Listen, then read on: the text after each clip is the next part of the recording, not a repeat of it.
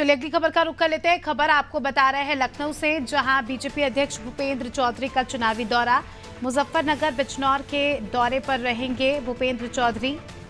मुजफ्फरनगर के चरथावल में बैठक करेंगे भूपेंद्र चौधरी। संगठनात्मक बैठकों को संबोधित भी करेंगे। तो इस वक्त की बड़ी खबर है ये, बीजेपी अध्यक्ष भूपेंद्र चौधरी का चुनावी दौरा। आज अखिलेश यादव का भी यहाँ पर दौरा है। ज्यादा जानकारी ले लेंगे, हमारे साथ शादाब लगातार जुड़े हुए हैं।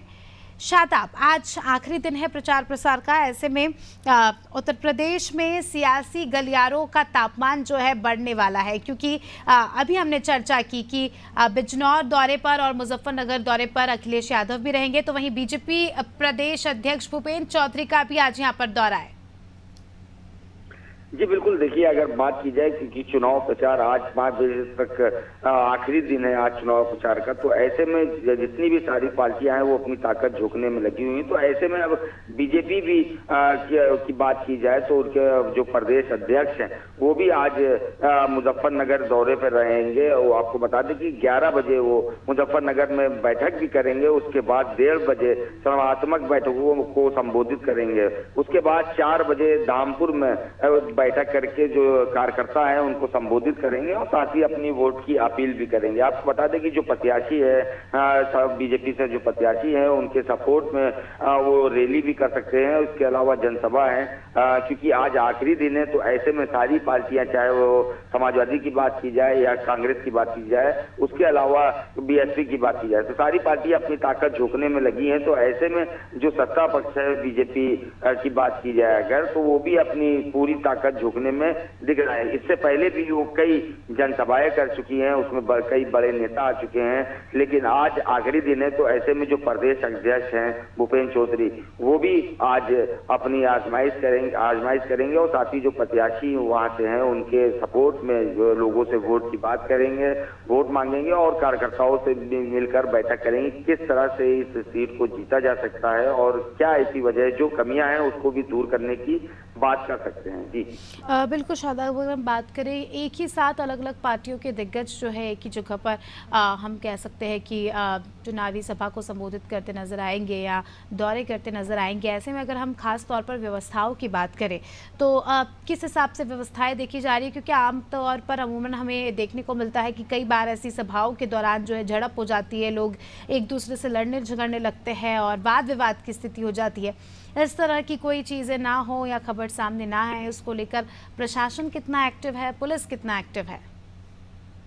जी बिल्कुल, देखिए अगर बात करें प्रशासन की तो प्रशासन पूरी तरह से अलर्ट है, क्योंकि यहाँ पर आज बड़ी जनसभाएं होनी है और बड़े नेता यहाँ पे राष्ट्रीय स्तर के नेता हैं वो भी यहाँ पे मौजूद रहेंगे। मुजफ्फरनगर में बिजनौर की बात की जाएगा तो ऐसे में जो सुरक्षा व्यवस्था की बात है, सुरक्षा व्यवस्था पुख्ता इंतजाम कर दिए गए हैं। वहीं आपको बता दें कि जिस तरह से जो जनसभाएं होनी है तो उसमें टाइमिंग की चेंजिंग की गई है। अगर टाइमिंग की चेंजिंग इसलिए है कि कोई भी ऐसा विवाद ना हो सके जिससे परेशानियों का सामना पुलिस प्रशासन को करना पड़े। तो ऐसे में जो अगर बात करें बीजेपी में अगर 11 बजे बैठक होनी है या जनसभा होनी है, तो उसी को अगर समाजवादी की बात करें या इंडिया अलायंस की बात करें तो वहां पर 12:30 या 1 बजे की जनसभा की उनको अनुमति दी गई है। इस तरह से पूरी टाइमिंग की बात कही गई है और कोई भी ऐसी बात ना हो सके तो उसको लेकर भी सुरक्षा व्यवस्था के पुख्ता इंतजाम किए गए हैं ताकि कोई भी ऐसा विवाद ना हो। जी बिल्कुल, मुजफ्फरनगर बिजनौर हॉट सीट्स मानी जा रही है। आज जिस तरह से हम देख रहे हैं कि लगातार जो है दिग्गजों का यहाँ पर आना जाना रहता है और लगातार इन सीट्स पर तमाम पार्टियों की नज़र है। अगर हम यहाँ के मुद्दों की बात करें तो कौन से मुख्य मुद्दे हैं यहाँ के इन दोनों सीटों के? देखिए अगर विपक्ष की बात करें, विपक्ष लगातार मुद्दे खड़े करते हुए नजर आया है। अगर खुले साड़ की बात करें तो वो खुले साड़ों को लेकर भी मुद्दा बना रहा था और लगातार बनाते हुए चले आए हैं। तो ऐसे में किसानों को लेकर, खुले साड़ को लेकर भी उन्होंने मुद्दा बनाया कि किसानों को परेशानियों का सामना करना पड़ता है, जिस तरह से साड़ उनकी फसलों को खराब कर देते हैं। वहीं अगर बिजली की बात करें, बिजली को भी लेकर ये मुद्दा बना रहे हैं। उसके अलावा जो महंगाई है, बड़ा मुद्दा इनका महंगाई का है कि जिस तरह से महंगाई बढ़ रही है जिसकी वजह से जो गरीब जनता है उनको परेशानियों का सामना करना पड़ रहा है। तो उस तरह का आज मुद्दे को लेकर ज्यादा चर्चाएं की जा सकती हैं जिस तरह से। लेकिन वहीं अगर बीजेपी की सत्ता पक्ष की बात करें तो उनका साफ तौर पर यही कहना है कि हमने पूरी तरीके से काम किया है और जो जनता है उनको पूरी चीजें उन तक पहुंचाई है, चाहे वो कॉलोनियों की बात की जाए या राशन की बात की जाए या बिजली की बात करें। तो ऐसी कई चीजें हैं जिस तरह की जो जनता के पास पहुंचाई गई हैं। जनता इसका पूरा सपोर्ट कर रही है और जनता अब चाहती है कि एक बार फिर से जो बीजेपी सरकार है वो आए। जी बिल्कुल, कितना उत्साह देखा जा रहा है। आप जनता की बात कर रहे हैं, आज तमाम राजनीतिक दल के नेता आएंगे, उनसे रूबरू होंगे, जनसभा को संबोधित करेंगे, रोड शो होंगे। जनता कितनी उत्साहित है यहाँ की?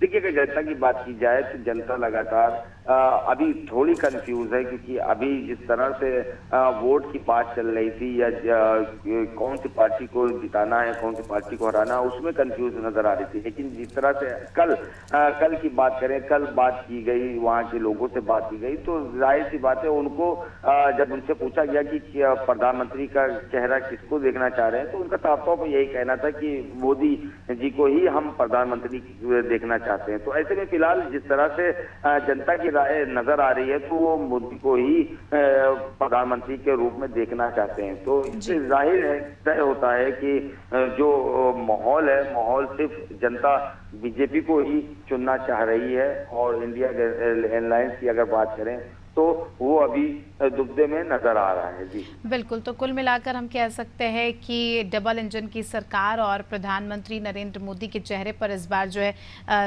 बीजेपी दाव खेल रही है और जनता भी जो है उन्हें पसंद कर रही है। बहुत बहुत शुक्रिया आपका शादाब हमारे साथ जुड़ने के लिए और तमाम जानकारी के लिए।